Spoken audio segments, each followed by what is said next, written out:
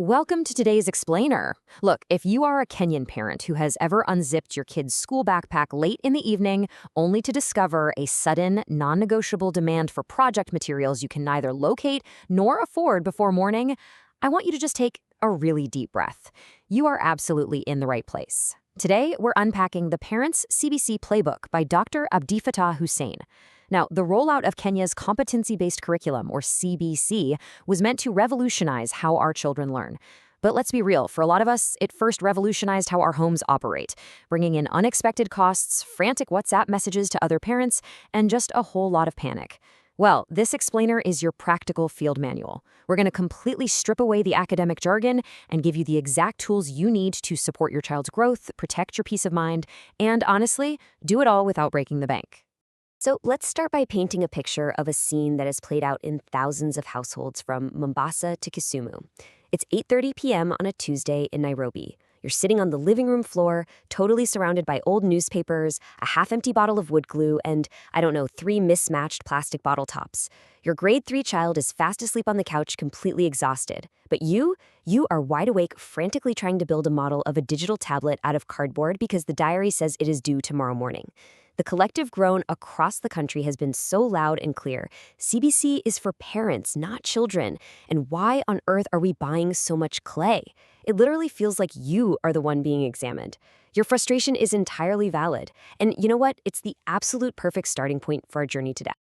Okay, let's dive into our roadmap for today. We'll be covering 1. The inciting incident, 2. Decoding the system, 3. The magic of scaffolding, 4. Frugal innovation, and finally, 5. The dialogue shift.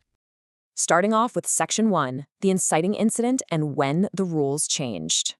For nearly 40 years, the 844 system reigned supreme in Kenya. But here's the thing, it was a massive pressure cooker designed for an era that just doesn't exist anymore. It heavily rewarded what we call the bucket method. Essentially, a teacher poured facts into a student's head, and the student held them just long enough to dump them all onto an exam paper in November.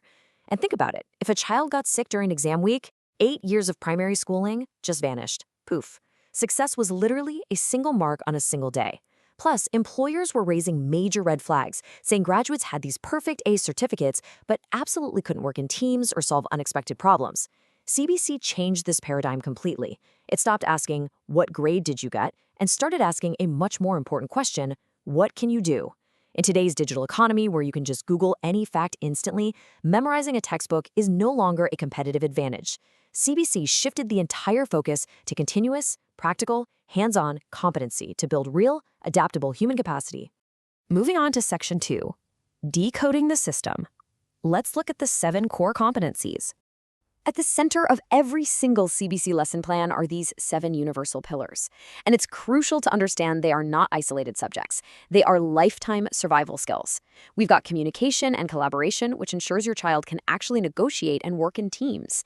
Critical thinking and problem solving means they can look at, say, a leaking kitchen garden and figure out exactly how to fix it with an old plastic sack. Then there's creativity and imagination, citizenship, and digital literacy, which, by the way, isn't just watching YouTube videos, but using technology to actively solve problems. And finally, the big ones, learning to learn and self-efficacy. The Playbook shares this really beautiful story about Grace, a vegetable seller in Gakamba. Her daughter had to build a weather station for school. Grace didn't have money for expensive, flashy materials, so they just used sticks, an old yogurt container, and a broken ruler. And the teacher praised it, not because it looked fancy or perfect, but because the child could actually explain how it worked. Building that simple, low-cost weather station was a brilliant, practical way to evaluate that child's iterative problem-solving and self-efficacy. Now, what's really interesting here is how the assessment is structured to diffuse the massive exam panic parents often feel about the grade 9 transitions. We know parents worry that without the old 500-mark ranking system, their child's hard work is somehow invisible. But break it down. The KPSEA score from grade 6 accounts for 20%. The Continuous Junior School-Based Assessments, or SBAs, account for another 20%. And then the final grade 9 national exam, the KJSEA, makes up the remaining 60%. So to put that into perspective, 40% of the total weight is fully secured before your child ever even sits for that final grade 9 exam. This cumulative weighted formula is specifically designed by the Kenyan National Examinations Council to neutralize that extreme psychological pressure of a single high-stakes testing week. It's honestly a huge relief. That brings us to Section 3, the magic of scaffolding, or what we like to call kitchen table learning. I want you to ask yourself a tough question. Which identity have you been acting out during these homework sessions? Are you the factory parent? You know, the one who just completes the assignments, buys those prefabricated models from a bookshop to save time, and completely obsesses over visual perfection? When you do this, you're actually actively harming your child's neural development. You are basically teaching them they are incapable. We really need you to shed that identity right now and become the facilitator parent. A facilitator is someone who collects raw materials, asks open-ended questions, and focuses entirely on the child's learning process.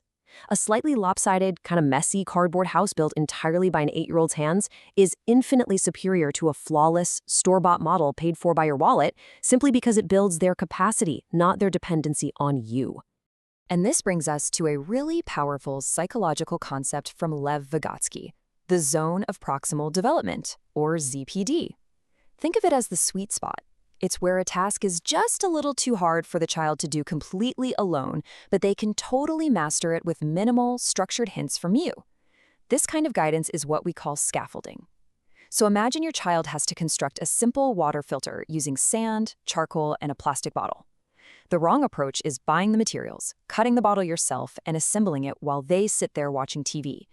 Actually, scratch that. That's not even an approach. That's just zero learning achieved. The scaffolding approach means you take a walk to find an empty bottle together. You sit nearby to supervise safety while they cut the bottle. If they get stuck, you don't jump in and do it. You ask clarifying questions like, hey, what did your teacher say about how clean water moves through layers? You keep the intellectual work entirely inside the child's brain. Let's jump into Section 4, Frugal Innovation, featuring the famous Zero-Shilling Box. So what is frugal innovation? It basically means looking at clean, everyday waste not as trash, but as highly valuable raw material. We really need to end the anxiety of those expensive late-night supermarket runs and just fully embrace the spirit of joie kali, resourcefulness. Teaching your child how to substitute an expensive commercial material with a completely free, locally available alternative isn't just about saving your hard-earned money. It is actively teaching them frugal engineering. It's a real game changer. And here is exactly how you do it. You are going to create a permanent zero-shilling box in your home. Literally, just find a large cardboard box, put it in the corner of a room, and start saving. For tokens and calculators, start saving plastic bottle caps and old buttons. Keep your empty ungawi packets, cereal cartons, and shoeboxes to use as canvases and building blocks. For binders and strings, save banana fibers and fabric scraps from the local tailor down the street. And for modeling materials, just get some clean clay from local riverbeds or mix sawdust with leftover flour paste instead of running out to buy expensive commercial clay. When that homework inevitably arrives, you don't panic and rush to a shop. You simply open this box and instantly transform your living room into a ready-to-go creative laboratory. Finally, Section 5, the dialogue shift, all about raising a sovereign learner. Remember how the old exam system focused heavily on low-order recall, just remembering things for a test? Well, CCB aims for high-order analysis and creating, which means we, as parents, need to intentionally shift our daily dialogue. And this brilliantly illustrates how to do that. Instead of asking, what mark did you get in the math test today, which hyper-focuses on scores, try asking, what mathematical problem did you figure out today? See the difference? That reinforces resilience. Instead of asking, are you position 1 or 20? You ask, in which areas have you improved your understanding?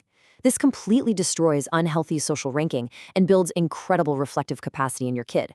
Shifting away from those old-school, grade-obsessed questions directly builds your child's confidence and their autonomy. We'll end our explainer today with this incredibly powerful thought straight from the core of the CBC philosophy.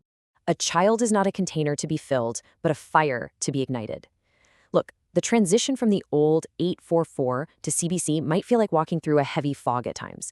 It's new, it's messy, but you have to remember, you aren't preparing your child to just pass a 3-day memory test anymore. You are equipping them to navigate a wild, unpredictable world. By stepping back, using that scaffolding technique, embracing your new zero-shilling box, and really playing the long game, you are stepping into your true role as the co-architect of their future.